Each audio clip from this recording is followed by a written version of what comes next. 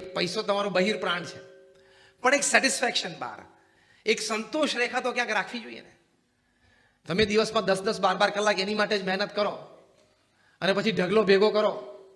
ઘણી વખત હું હસતા હસતા કહું છું, when I'm talking to corporates, I tell them that the amount of money in your bank account when you die is the extra work you did, you shouldn't have done.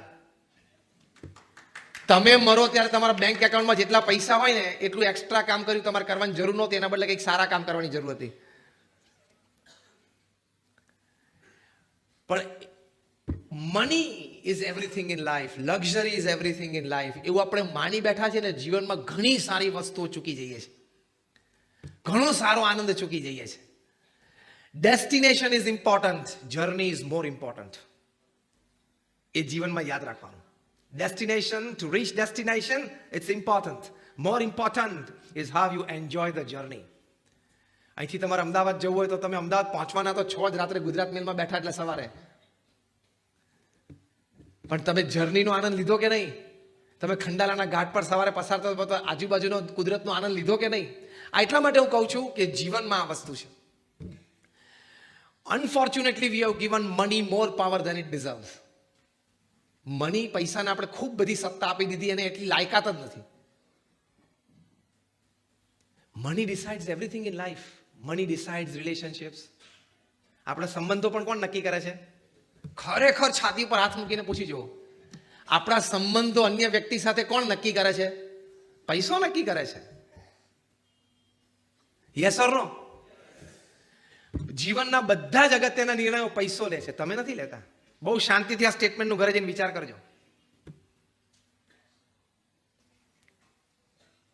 તો કહેવાની વાત એ છે કે if money can give you 100 things that can make you happy, there are 1,000 things that money cannot buy and you still are happy with it. શાંતિથી ઘરે જઈને list બનાવજો કે પૈસાથી ખરીદાતી વસ્તુને હું સુખી થઉં, અને સેકન્ડ લિસ્ટ પૈસો જેને ખરીદી નથી શકતું એવું એક લિસ્ટ જેનાથી હું વધારે સુખી થઉં.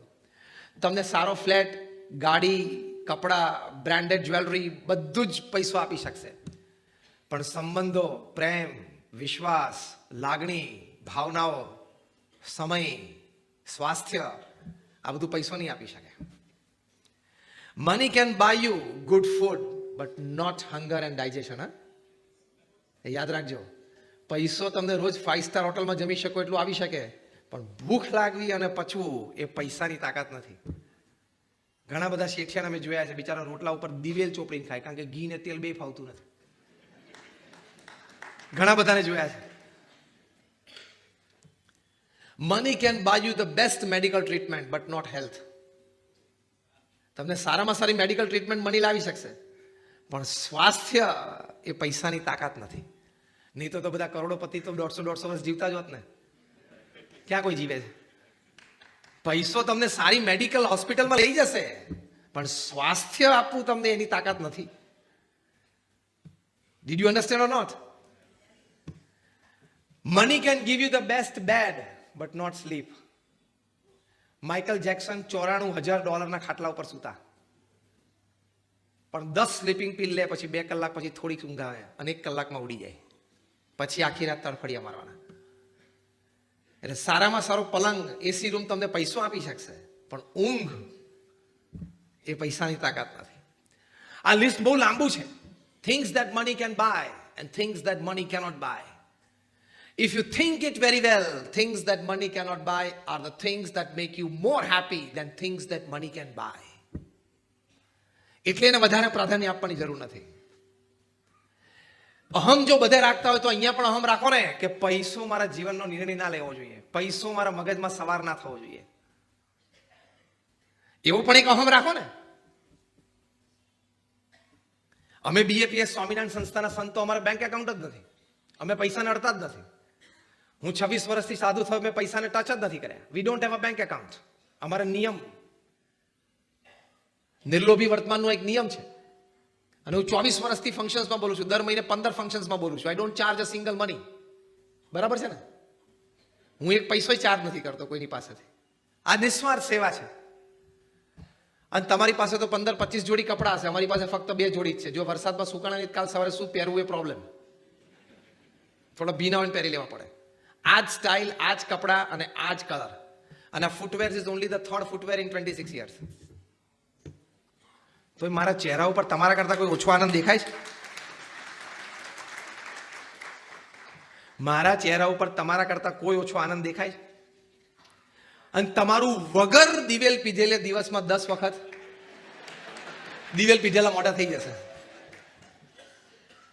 બિઝનેસ કોમ્પિટિટરના કોઈ સારા સમાચાર આવે એટલે તમારું મોઢું, સાઈઝ બતાવું છું, તમારા બિઝનેસ કોમ્પિટિટરના કોઈ સારા સમાચાર આવે કે આટલો સારો એક કોન્ટ્રાક્ટ મળ્યો એટલે તમારું મોઢું આવું. વોટિંગ તમારા ક્લબમાં થયા પછી ખબર પડી કે મારો પ્રતિસ્પર્ધી ગ્રુપનો માણસ હવે પ્રેસિડેન્ટ બનશે એટલે તમારું મોઢું. આ બધી હું જીવનની હકીકતો બોલું છું. હા કે ના? માઇન્ડ તો એવા છીછરા છે કે દિવાળીના દિવસે આપણે ફટાકડા ફોડી લઈએ પછી 5 મિનિટ પણ વધારે બાજુવાળાના ફૂટે ને તોય પ્રશ્ન થાય છે. બહારના અવાજનો પ્રશ્ન નથી હોતો, એ અહીંનો અવાજથી પ્રશ્ન થાય છે. એટલે લોભ, માન, આ બધા પ્રશ્નો એટલા બધા છે. એટલે unnecessarily we have given money too much power which it actually doesn't deserve. તમે તમારા જીવનમાં પૈસાનું જે ઇન્ફ્લુઅન્સ છે ને તમારી પર, એની તાકાત ઘટાડી કાઢો એટલે જીવનમાં ઘણા બધા આનંદ આવશે. જેમ ધૂળ ખોદીએ છે તો નીચેથી બધી કેટલી વસ્તુ નીકળે છે, પણ ધૂળમાં જ નાનો બાળક આનંદ માને છે એટલે ધૂળમાંથી ઢેફા બનાવે, ધૂળમાંથી નાના નાના ટેકરા બનાવે છે. પણ મોટો થાય ને એને સમજણ આવે કે આ ધૂળની નીચે તો ઘણું બધું છે, તેલ છે ને હીરા છે ને સોનું છે ને, પછી એ ધૂળ ખોદે એટલે બધું મળે છે. એમ પહેલી સમજણ રાખો કે પૈસો છે ને એની કિંમત ધૂળ જેટલી છે, જરૂરી છે પણ ધૂળ જેટલી જ છે એટલું સમજશો ને પછી અંદર ડિગિંગ ચાલુ થશે એટલે સોના જવેરા તો હાથમાં આવશે. એવી તાકાત મનુષ્ય જીવનમાં રહેલી છે. એ નથી વિચારતા ને એટલે જીવન મૂલ્યો બધા ઘસાઈ ગયા.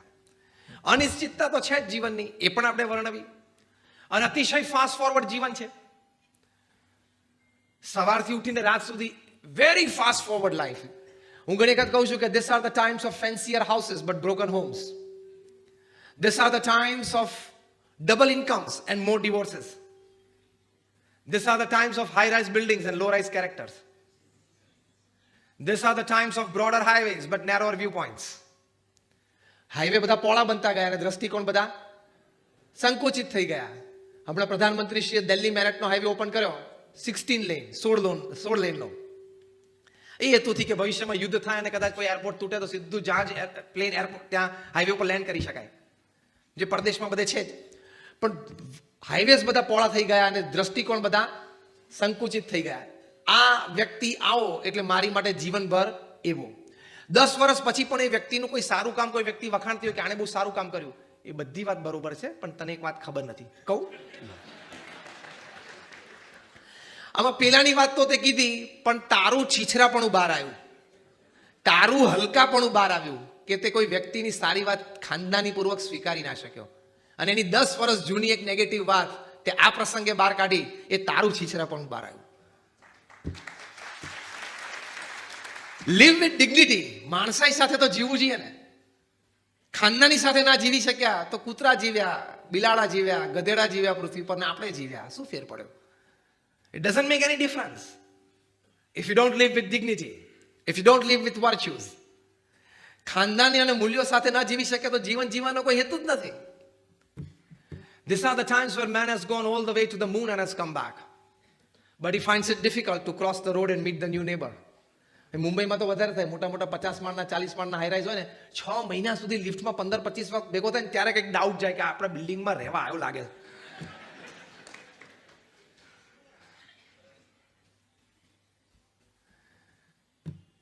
These are the times where we have broken the atom and we have produced tremendous amount of energy, but we find it difficult to break a prejudice. Atom તોડ્યો, અણુશક્તિ પેદા કરી, પણ પૂર્વગ્રહ તોડવો બહુ અઘરો છે. આ માણસની હકીકત છે. The list is very long, but they say these are the times where we have much to show in the show window and nothing in the stock room. દેખાડવા માટે આપણી પાસે ઘણી બધી વસ્તુઓ છે, પણ હૃદયમાં શુદ્ધ ભાવના, મનમાં પવિત્ર વિચાર એ બહુ ઓછા થતા જાય છે. And a man lives by values. Man remains in the hearts of people by values. પૈસાદાર માણસોને કોઈ યાદ નથી કરતા. કરોડોપતિ નેપોલિયો બોનાપાર્ટ ને કિંગ સોલોમન બધા થઈ ગયા જે વ્યક્તિએ નિસ્વાર્થ ભાવે સમાજની કાં તો ભગવાનની સેવા કરી એ વ્યક્તિઓ લોકોને યાદ રહે છે, બાકી કોઈ વ્યક્તિઓને કોઈના હૃદયમાં સ્થાન મળતું નથી. એ સિદ્ધાંત છે પૃથ્વી પર. બીજી વાત, આપણે કોઈ પણ પ્રકારનો અહમ રાખવાની જરૂર નથી. તમે સારો અભ્યાસ કર્યો, તમે એ અભ્યાસનો તમારા માટે અને સમાજ માટે ઉપયોગ કરી શકો તો જ કામનું. હાર્વર્ડ યુનિવર્સિટીના એમ્બ્લેમમાં લખ્યું છે, enter to learn and leave to serve. Harvard યુનિવર્સિટીનો સિદ્ધાંત છે, દુનિયાની શ્રેષ્ઠ યુનિવર્સિટીમાં. અહીંયા પ્રવેશો ભણવા અને શીખવા માટે, અહીંથી નીકળો સેવા કરવા માટે. તમે પણ કમાઓ, તમે પણ તમારા પરિવારને સુખી કરો, એની ના નથી, કરોડો રૂપિયા કમાઓ, પણ એમાંથી કંઈક વાત કોઈ સારી પ્રવૃત્તિ માટે આપણે આપવી જોઈએ. You must. પણ ઈગો ઓછો થાય તો બને. ઈગો ઓછો થાય, અહમ બહુ હોય છે કે હું ભણેલો છું, હું ધનાઢ્ય છું, મારી પાસે ખૂબ પૈસો છે, મારા ખૂબ સંબંધો છે, મારી પાસે આ સત્તા છે. પૃથ્વી પર 24 કલાકમાં 1.5 લાખ માણસ વિદાય લે છે, દર 24 કલાકે. તને અહમ કરવાની છૂટ જ્યારે તારો મૃત્યુ પર વિજય થાય તો, એ તો છે નહીં. તું અત્યારે કોલર આમ હાથ આમ કરીને કોલર ઊંચા કરે છે, I am a chartered accountant, I am a CMD of the company, પણ તારી કિંમત ધૂળ જેટલી જ છે. હમણાં જો ધૂળમાં મૂકી દે તને, આંખ બંધ થઈ જાય એટલે કિંમત કેટલી છે, એનું અનુસંધાન થોડુંક રહેવું જોઈએ તો અહમ ઓછો થાય. સૌંદર્યનું અભિમાન હોય, આઈ એમ હેન્ડસમ, આઈ એમ બ્યુટીફુલ, એ સૌંદર્યનું અભિમાન હોય, એ પણ એક દિવસ ધૂળ ભેગું દૂર થાય જ છે. એટલે સ્ટીફન કોવી બહુ જ મોટા મેનેજમેન્ટ ગુરુ, perhaps the greatest management guru the world has ever seen. એ દુનિયાના 3000 સક્સેસફુલ પીપલને મળ્યા. Successful not just as a businessman, as a husband, as a wife, as a brother, as a sister, as a neighbor, as a relative, as a friend. In all walks of life they were successful. એમને મળ્યા, એમનો interview લીધા, એમની profile ભણ્યા, અને એમાંથી એમણે નક્કી કર્યું કે આ મહાપુરુષોના જીવનમાં 7 આદત કોમન હતી. એમાં એ 7માની બીજી આદત એ લખે છે કે they always begun with the end in mind. જે કઈ વાતની શરૂઆત જીવનમાં કરતા હતા એનો અંતિમ અંજામ વિચારી રાખતા હતા. આ વાતમાં સ્ટીફન કોવી બહુ સરસ વાત લખે છે કે તમારે રોજ સાંજે એક વખત આંખ બંધ કરીને વિચારવાનું 1 મિનિટ માટે કે મારું મૃત્યુ થઈ ગયું છે અને મારા સગાવાલા મિત્રો ભેગા થઈ ગયા છે, અને એ લોકોના મનમાં અને એ લોકોની વાતોમાં મારા વિશે શું વાતો ચાલે છે એ હું સાંભળી રહ્યો છું. જો એ વખતે સારી વાતો સાંભળવી હોય તો અત્યારે સારું કામ કરજો. આટલા મોટા મેનેજમેન્ટ ગુરુ આ શીખવાડે છે, કારણ કે આ લોકોના જીવનમાં વાત હતી. 24 કલાક એટલે 86,200 સેકન્ડ થાય, એમાં 1.5 લાખ માણસો વિદાય લે છે. દર 2 સેકન્ડે 3 વ્યક્તિ. આપણે આ વાતની શરૂઆત કરી લગભગ 30 મિનિટ થઈ, એટલે 30 ગુણ્યા 60 1800 સેકન્ડ થઈ, એટલે 2,500 લોકો પૃથ્વી પરથી જતા રહ્યા. આ પ્રવચન શરૂ કર્યું પછી અત્યાર સુધીમાં 2,500 લોકો જતા રહ્યા. આ 1.5 લાખ લોકો જે પૃથ્વી ઉપરથી જાય છે ને એમાં 4,000 તો સવારે આંખ જ નથી ખોલતા. 4,000 લોકો તો ઊંઘમાં ને ઊંઘમાં જ પસાર થઈ જાય છે. આપણી આંખ સવારે આજે ખુલી અને 4,000ના લિસ્ટમાં આપણે આવ્યા નહીં, એ મોટી મહેરબાની નથી?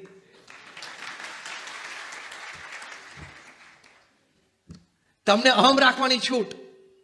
જેમ માનતો હોય કે કાલે સવારે મારી આંખ ખુલશે જ, નક્કી છે, કાલ કોઈએ જોઈ નથી, તો શેનો અહમ રાખવાનો? You are not even a speck of dust. આપણી કિંમત ધૂળની એક કાંકરી જેટલી પણ નથી. આપણી આખી દુનિયાની કિંમત યુનિવર્સમાં ધૂળ જેટલી નથી. તને જે કેફ છે કે મારો અહીંયા વરલીમાં 5 BHK ફ્લેટ છે, એ ભારતના નકશામાં એનું 0.005 mm ની પેન્સિલથી ટપકું મૂકવાની જગ્યા નથી. હા, અને દુનિયાનો નકશો જોજો એટલે મુંબઈ માટે એક ટપકું મુકાય છે, એમાં તારું ઘાટકો પરનો 4 BHK ક્યાં દેખાય? અને યુનિવર્સનો મેપ લે તો આપણી આખી દુનિયા માટે પણ એક ટપકાનું સ્થાન નથી. તો શું તું અહમ રાખે છે? શું ઈગો રાખવાનો? સારામાં સારો અભ્યાસ કરવાનો, સારામાં સારું કામ કરવાનું, સારામાં સારી નોકરી કરવાની, ધંધો કરવાનો, ખૂબ પૈસા કમાવાના, સુખી પણ થવાનું, અને સેવા પણ એ પૈસાથી કરવાની. આ મનુષ્ય જીવનની ફરજો છે.